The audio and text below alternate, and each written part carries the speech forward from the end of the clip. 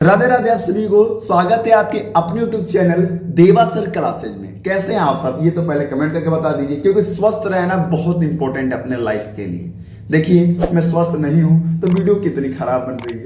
पहले वाली वीडियो में मेरे अजा से आधा से अधिक आवाज आया ही नहीं था, और अभी भी थोड़ा बहुत गला बैठा है, लेकिन पहले से तो बेहतर है ना। समझ में तो आ रहा है ना। और मैं कोशिश करूंगा कि कल की क्लास में इससे भी बेहतर मेरी आवाज आए। ठीक है, चलिए। तो हमने पहले क्लास में क्या पढ़ा था? विलेन किसे कहते हैं, विलायक विले क्या होते हैं, विलेन के प्रकार के बारे में पढ़ा था। तो वो हमारी पहली टॉपिक आती है इस चैप्टर की। लेकिन आज हम पढ़ने वाले हैं विलेन की संदर्भता। ठीक है, ये चैप्टर की सबसे इंपॉर्टेंट टॉपिक है, क्योंकि यहां से एक क्वेश्चन आपके पेपर में फिक्स है, आना ही आना है। तो आप लोग थोड़ा ध्यान पूर्वक समझने की कोशिश कीजिएगा। मैं आपसे एक ही गुजारिश करता हूं, एक ही निवेदन करता हूं कि यदि आपके पास हेडफोन है तो हेडफोन लगा लीजिए और एकदम शांत भाव से। ज्यादा देर की क्लास नहीं है, खूब से खूब होगी तो 15 से 20 मिनट। 15 से 20 मिनट आप नहीं पढ़ सकते हो क्या मेरे भाई? 12 क्लास में हो, 12वीं क्लास में हो, और यहां पर यदि आप 15-20 मिनट नहीं पढ़ोगे तो कैसे काम चलेगा? तो 15 से 20 मिनट बस पढ़िए। ठीक है, मैं ज्यादा नहीं लूंगा समय। चलिए, विलेन तो आपको समझ में आता है ना, क्या होता है? कल ही समझाया था कि कोई भी दो चीज लो, उसको आपस में मिला दो, जो बना वो विलेन। चीनी लो, पानी लो, मिला दो, बन गया शरबत, शरबत हो गया विलेन। विलेन तो समझ में आ गया था। संदरता क्या होता है? संदरता ये समझिए, संदरता मतलब किसी भी चीज की मात्रा। जैसे कि आप शरबत बनाए हो तो उसमें चीनी और पानी की कितनी मात्रा है, वही आपकी संदरता है। यदि आप खिचड़ी बनाए हो तो खिचड़ी में दाल और भात की कितनी मात्रा है, वही संदरता है। यदि आपने बनाना शेक बनाया है तो बनाना शेक में केले कितने हैं और दूध की कितनी मात्रा है, यही संदरता है। आगे संदरता समझ में। विलियन क्या है? दो चीज को आपस में मिला के जो चीज बना वो विलियन। संदरता जो चीज आपने मिलके बनाया वो उसकी मात्रा कितनी है, वही है संदरता। संदरता समझ में आ गई क्या? मेरे जैसा समझ में आ गई होगी। चलिए, अब इस परिभाषा को हम पढ़ते हैं, उसके बाद और बढ़िया से समझाने की हम कोशिश करते हैं। विलयन में उपस्थित विलायक तथा विलेय की मात्रा को विलयन की संदरता कहते हैं। एग्जाम्पल में शरबत ले लो, शरबत में विलायक पानी है, विलेय चीनी है। अब इन दोनों की जितनी मात्रा होगी वही विलयन की संदरता होगी। क्लियर? खिचड़ी मान जब हम विलयन एक तरह से मानते हैं एग्जाम्पल के थ्रू, तो खिचड़ी में चावल की मात्रा कितनी है, दाल की मात्रा कितनी है, इसी मात्रा को विलयन की संदरता कह देंगे हम। क्लियर है मेरे भाई? चलिए आगे बढ़ते हैं। अब एक सवाल खड़ा होती है, ठीक है हमने जान लिया कि विलयन की संदरता क्या होती है, लेकिन यदि कभी हमें कोई विलयन दे दिया गया और बोला गया कि बबुआ इस विलयन की संदरता ज्ञात करके बताओ, मतलब कि इसमें विलेय और विलायक की कितनी मात्रा है ये मुझे बताओ, तो भैया आप इस 6 विधि द्वारा बता सकते हो। पहला, द्रव्यमान प्रतिशत, आयतन प्रतिशत, अंश प्रति मिलियन, और मोलरता, मोललता और मोल प्रभाज। देखिए, यदि आपको जहां समझ में ना आए ना, वहां पर वीडियो थोड़ा सा पीछे करके आप जरूर देख लीजिएगा। ये अभी तो लाइव चल रहा है, प्रीमियर चल रहा है, लेकिन जैसे ये खत्म होगा तो इसका वीडियो अपलोड हो जाएगा अपने आप चैनल पर, तो आप जब भी चाहो तब भी इस वीडियो को देख सकते हो। ये मत सोचना कि जैसे लाइव खत्म होगा तो ये डिलीट हो जाएगा, नहीं, हमेशा परमानेंट इस चैनल पर आएगा, तब जब चाहो तब देख सकते हो। तो आप 2 या 3 बार देखोगे तो और बढ़िया से क्लियर हो जाएगा। ठीक है, चलिए।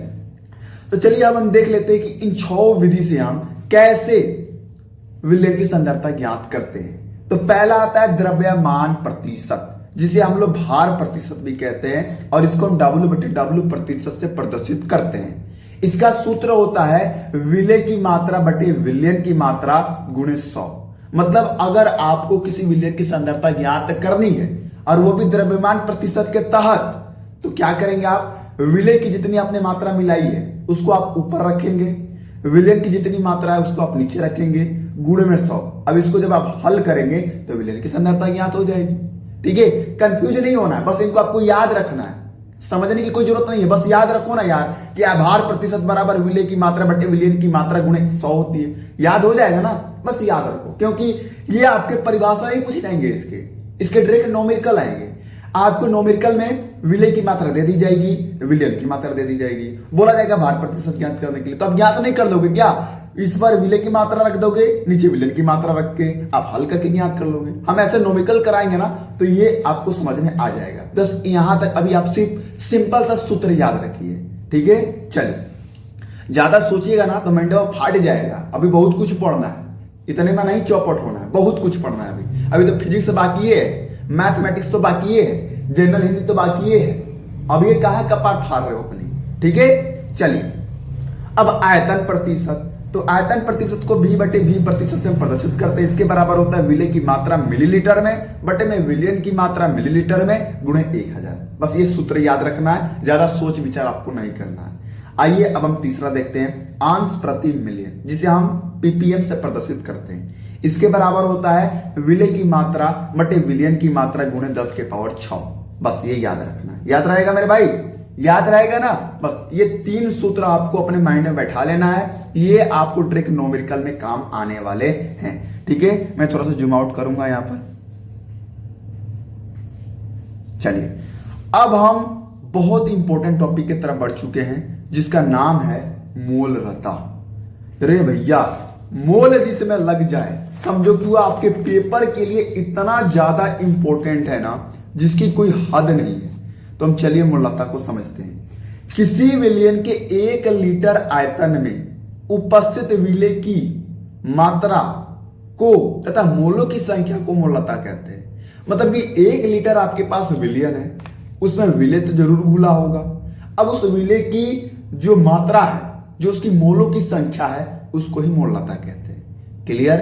1 लीटर विलयन है आपके पास में, उसमें विले की मात्रा जितनी है, विले की मोलों की संख्या जितनी है, उसे मोलरता कहते हैं। बस 2 बार 3 बार इसको पढ़ोगे आपको याद हो जाएगा, ठीक है। आइए मोलरता का सूत्र देखते हैं, क्योंकि यहां से न्यूमेरिकल आना ही आना है। मोलरता बराबर होता है विले की मात्रा बटे विले की अणुभार। अब अणुभार क्या है, ये मैं आपको एक अलग वीडियो बनाने वाला हूं कि विले की अणुभार क्या है, अणुभार आप कैसे ज्ञात कर सकते हैं और मोलों की संख्या कैसे ज्ञात कर सकते हैं। इसके लिए मैं एक अलग वीडियो बनाने वाला हूं, जो कि कल परसों तक आपको चैनल पर उपस्थित मिलेगा, तो आपको टेंशन नहीं लेना है। तो मोलरता बराबर होता है विले की मात्रा बटे विले की अणुभार गुणे 1000 बटे विलियन की मात्रा। आपको ज्यादा टेंशन मत लो, ये सर ये क्या है, ये समझ में नहीं। आप बस ये सूत्र लिखो ना, इसको बस आप याद करो ना। जब आप न्यूमेरिकल पढ़ोगे ना, जब न्यूमेरिकल सॉल्व करोगे, तब खुद ही आपको क्या, अच्छा ये सूत्र आपने इसीलिए लिखवाया था कि न्यूमेरिकल सॉल्व हो जाए। हाँ मेरे भैया, इसीलिए लिखवाया था। आपको मोलरता का परिभाषा समझ में आ गया ना, कि किसी भी 1 लीटर विलियन में उपस्थित विले की मात्रा को ही मोलरता कहते हैं। तब क्या समझना चाहते हो मेरे भाई? हो गया काम। चलिए, हमने मोलरता पढ़ लिया। अब हम इसके आगे इसके बड़े भैया की तरफ बढ़ेंगे, मोलरता। मोलरता ये भी बहुत इंपॉर्टेंट है, ये भी पेपर में आने की गारंटी है। देखिए, किसी विलायक के 1 केजी आयतन में उपस्थित विले की मोलों की संख्या को मोलरता कहते हैं। थोड़ा सा अलग है, मोलरता से थोड़ा सा अलग है। मोलरता में क्या था, ध्यान दीजिएगा, इसमें देखिए ध्यान दीजिएगा, मोलरता में विलियन था, लेकिन मोलरता में विलायक है। मतलब कि 1 केजी विलायक ले लीजिए, 1 केजी मान लीजिए, कुछ भी आप ले लीजिए, 1 केजी विलायक ले लीजिए। अब उसमें आप विलियन की कितनी मात्रा डाल रहे हो, विलियन की नहीं, विले की मात्रा। ध्यान से एक बार और समझो, आप 1 केजी कोई विलायक ले लो, उसमें आप विले की कितनी मात्रा डाल रहे हो, इसे ही मोलरता कहते हैं। जैसे एग्जांपल के थ्रू आपने 1 लीटर पानी ली, मैं एग्जांपल दे रहा हूं, उसमें आपने 200 ग्राम चीनी को घोला, तो भैया जो तुमने 200 ग्राम चीनी घोला है ना, यही मोलरता है। आ गया समझ में? कोई भी 1 केजी विलायक में आप विले की मात्रा, विले की मोलों की संख्या जितनी घोल रहे हो, वो मोलरता है। क्लियर? अब मोलों की संख्या क्या भैया, तो देखो, भार बटे अणुभार को मोलों की संख्या कहते हैं। अभी आपको समझ में नहीं आएगा, इसीलिए मैं बोल रहा हूं कि इसके लिए मैं एक अलग वीडियो लेके आऊंगा, तो आप टेंशन मत लीजिए, ज्यादा माइंड मत लगाइए। उस वीडियो से आप समझ जाएंगे कि ये मोल क्या है, ये अणुभार क्या है, ये समझ जाओगे आप, ठीक है। चलिए, मोलरता का सूत्र क्या है, विले की मात्रा बटे विले की अणुभार गुणे 1000 बटे विलायक की मात्रा। तो आप इस परिभाषा को ध्यानपूर्वक देख लीजिए, इनको आपको याद रखना है, ज्यादा माइंड नहीं लगाना है, ठीक है। चलिए, अब हमने एक न्यूमेरिकल आपके लिए रखा है, थोड़ा सा जूम आउट यहां पर भी करना पड़ेगा मुझे। हाँ, ये न्यूमेरिकल मैंने लेके रखा है जिससे आपको समझ में आ सके कि सूत्र हम जो आपको लिखवा रहे हैं उसका यूज क्या है। ध्यान दीजिएगा, 5.85 ग्राम NaCl सोडियम क्लोराइड को 500 ग्राम जल में घोल दिया गया। विलयन की मोललता क्या होगी? मोललता पूछा है कि नहीं, जबकि यहां पर विलय की मात्रा दी है। देखिए कम है ना तो विलय की मात्रा, अधिक है तो विलायक की मात्रा। अब हम रखते हैं NaCl विलय कहलाएगा क्योंकि ये कम है, तो विलय की मात्रा कितनी है? 5.85 ग्राम। फिर NaCl विलय की अणुभार, जो विलय होते हैं ना, देखिए यहां पर विलय की मात्रा रखनी है तो विलय की मात्रा तो ज्ञात हो गई। विलय की अणुभार भी रखनी है तो विलय की अणुभार कितनी होती है? 58.5। NaCl का अणुभार इतना होता है। अब आप कहोगे सर आपने कैसे निकाला NaCl का अणुभार? तो ये मैं अलग वीडियो बनाऊंगा तो आपको समझ में आएगा। आगे देखिए, जल की मात्रा कितनी है? जल विलायक हो जाएगा तो जल की मात्रा 500 ग्राम है। अब मोललता के सूत्र पर रख देते हैं। मोललता का सूत्र क्या होता है? विलय की मात्रा बटे विलय की अणुभार गुणे 1000 बटे विलायक की मात्रा। तो विलय की मात्रा कितनी है? 5.85 और विलय का अणुभार करते हैं तो 58.5 गुणे 1000 बटे 500।